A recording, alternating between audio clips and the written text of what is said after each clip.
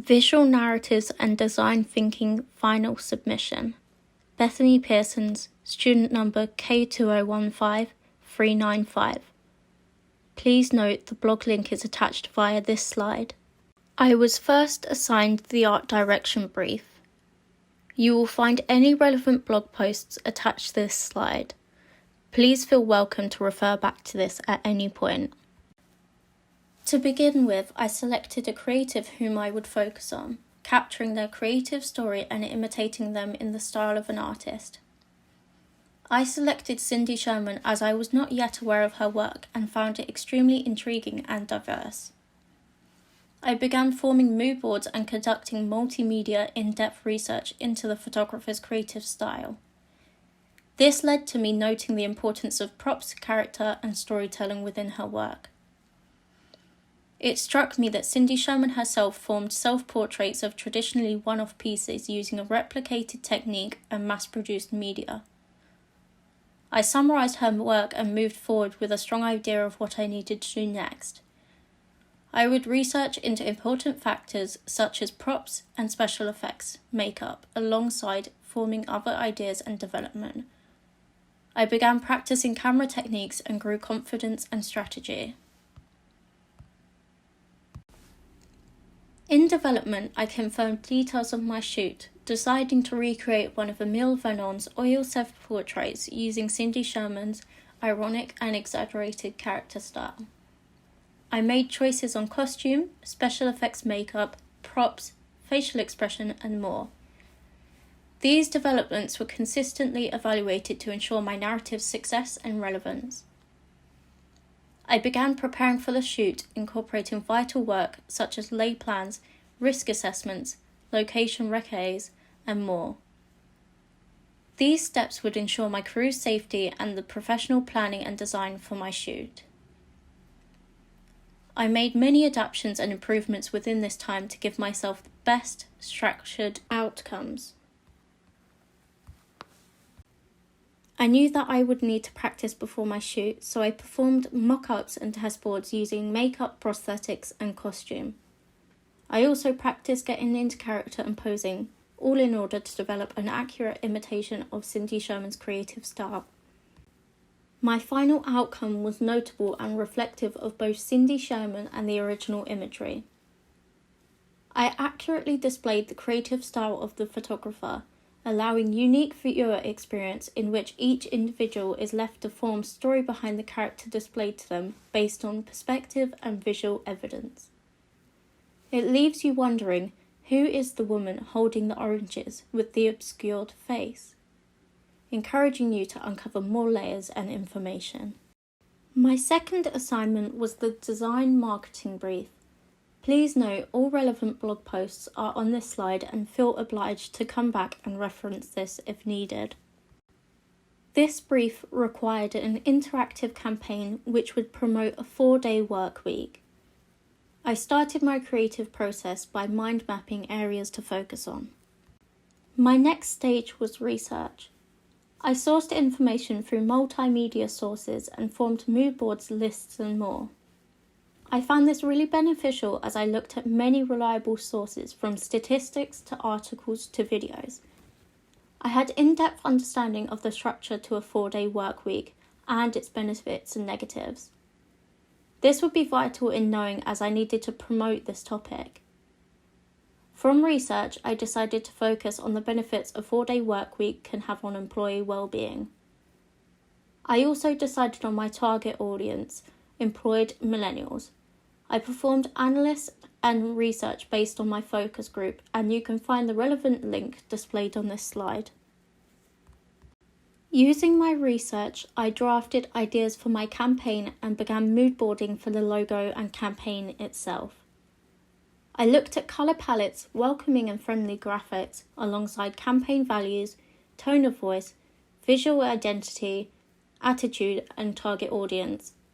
This really helped me to form a visual and constructive campaign basis. Designing and editing came next in my creative process. I drafted and developed logo designs, selecting the best, most professional design with supporting evidence and feedback. Alongside this, I began editing my logo animation on Adobe After Effects. I had previously gained confidence on this workspace through tutorials and research. My final outcomes consisted of a logo, interactive out-of-home campaign for a bus stop, and 2 images that visually support the campaign.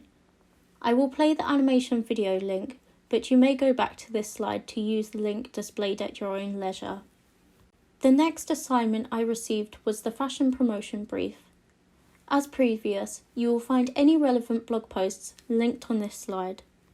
The fashion promotion brief allowed creative freedom to form a perfume campaign. The promotional campaign had to be for a brand which had not previously provided a perfume. I chose Colina Strada as I believed it would provide great opportunity for a challenging, fun visual and verbal narrative. At this point, I began researching the brand further. I further developed my research, looking at brand identity, visuals, colour palettes, and more. I would have to understand these factors to provide a relevant and reflective campaign. I decided from this point that I would focus on youth, identity, self-expression, and technology. I performed and developed storyboards to generate idea and structure for my promotional video. I also performed risk assessments to ensure crew safety. During this time, I also planned and tested shots, making sure everything was correct before the day of filming. After the video itself was complete, I edited it on Premiere Pro. To demonstrate the brand, I incorporated visual effects, fonts, and text, keeping the video fun and playful. My final outcomes consisted of the following: an example of a still advertisement, a moving advertisement, and a sample of the moving ad on Nowness.com. My final brief focused on curation. You may find any relevant links to my blog on this page. This assignment required me to form my own virtual exhibition.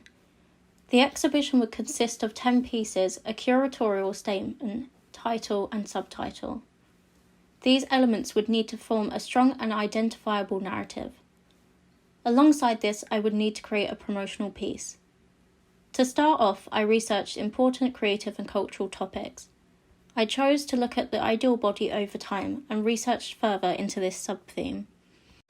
I continued to research into the ideal body over time, forming mood boards, timelines, and written work. However, I realised that this subject would not form a strong enough narrative. So I took a step back and looked at how fashion has, at times, rebelled against traditional norms, including body ideals. I then noted androgyny and its history within non-traditional fashion. I wanted to demonstrate how androgynous fashion has combated traditional body ideals and gender norms. I received feedback on this idea and selected it as my final theme after further refined visual and written research. I incorporated my newfound knowledge and understanding when forming and developing an exhibition title and subtitle. I drafted and adapted the most suitable title, which would draw people in and strengthen the overall narrative. The title is Androgynous Fashion, Style That Will Not Conform to Traditional Body Ideals and Gender Norms.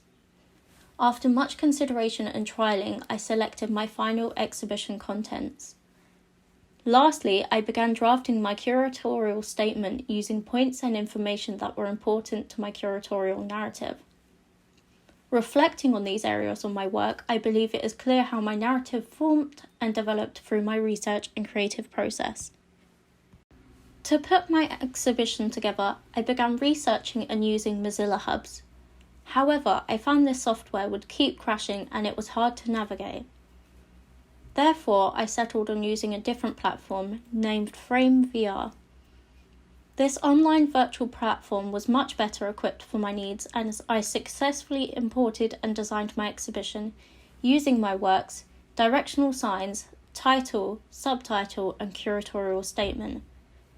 I believe the final result was unique and reflective of my overall narrative. My final activities within this brief consisted of the following: a filmed walkthrough of the exhibition and a media promoting the exhibit. I filmed the walkthrough using my MacBook Pro and uploaded it onto YouTube. Finally, I made a promotional poster for the exhibition using Photoshop. I reflected the narrative yet again with this design and its contents. I later decided that I wanted to further demonstrate my abilities. To do so, I constructed visual samples of the promotional poster on both an Instagram post and a bus stop. I found these looked professional and executed the narrative I was trying to portray. For any other work and further analysis, evaluation and reflection, please refer to my blog post page. This blog entails wider information on each of my assignments, including a more in-depth overview of my creative process. Enjoy!